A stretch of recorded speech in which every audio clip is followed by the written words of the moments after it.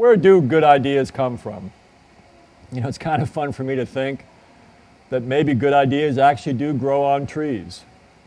Which is to say, when your job offers you a big opportunity or a nagging problem that you've been working on, or you've got some creative challenge that you've been working on, well, after poking at it and prodding at it and bouncing first ideas off of friends and associates and then letting it simmer, and boy, I always advise that you get your project started and then you let it simmer so that your subconscious brain can be thinking about it.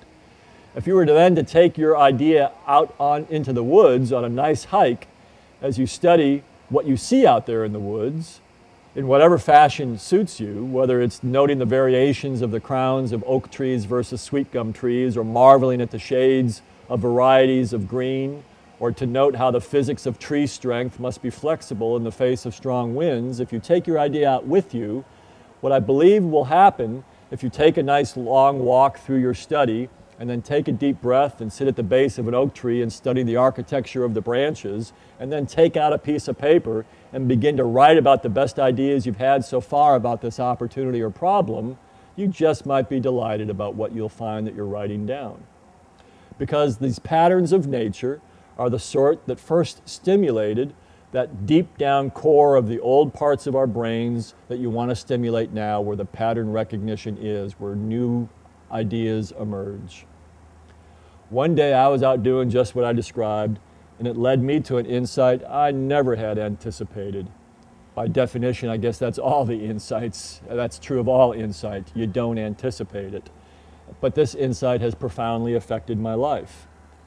I was living on a little 6-acre piece of property. I had a lot of creatures, a lot of animals that I was caring for, along with my dogs. I had a couple of goats, and so it was my common practice, as I would take the dogs out in the woods with me on a hike, depending upon the route that I was going to walk, I would also take my goats.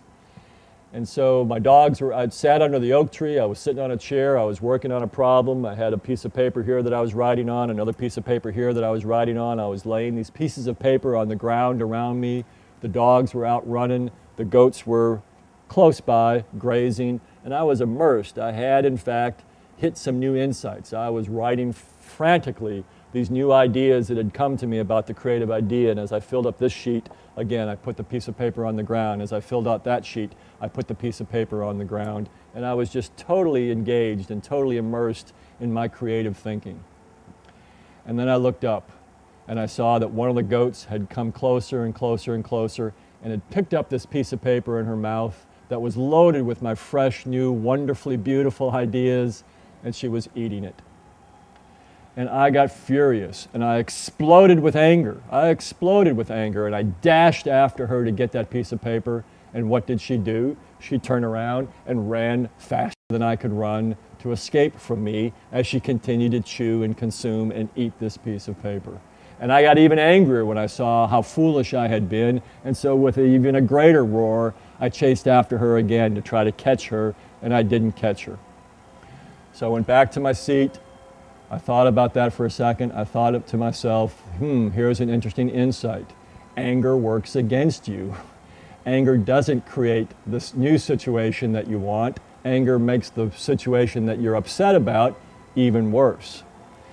And so I thought about that. I slowly regained composure. I picked up a blank sheet of paper, and I did my best to recreate the ideas that I had before. And because they were now my ideas, I now understood these ideas, I in fact was able to recreate them, and I wrote them. And once again, I got deeply immersed in this new, fresh, creative thinking. And once again, I fell into my old habit as I would complete a piece of paper of putting it down on the ground in front of me so I could sort of look and survey at where I was with the work that I was doing. And I went back to write on another piece of paper, and when I looked up, wouldn't you know it, once again a goat had come over and had picked up a piece of paper and was standing just a couple of feet away from me as she was slowly chewing this piece of paper and consuming it. And I thought, anger doesn't help.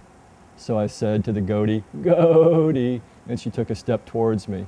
And I said, "Goatie," and she took another step towards me, and now she was within reach, and I just slowly, carefully, calmly, peacefully reached out and took the piece of paper from her mouth. I think because we are so very adaptable, because we are so very flexible, we sometimes see that anger can help in the moment. Anger, if you express anger towards another employee, they might very well all of a sudden get engaged in working on the project in a way that you want them to work on it. But I think over time you'll discover that anger is one of those characteristics that gets in the way of your creativity.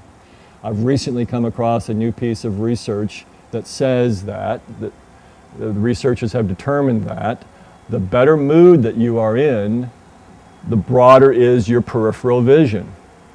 The worse mood that you are in, of course, is what that suggests. Your peripheral vision begins to narrow.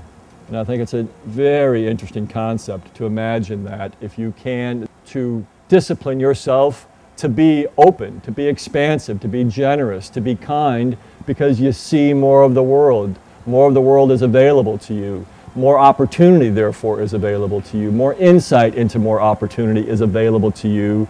The better mood that you're in, the broader your peripheral vision is, the more you see of the world.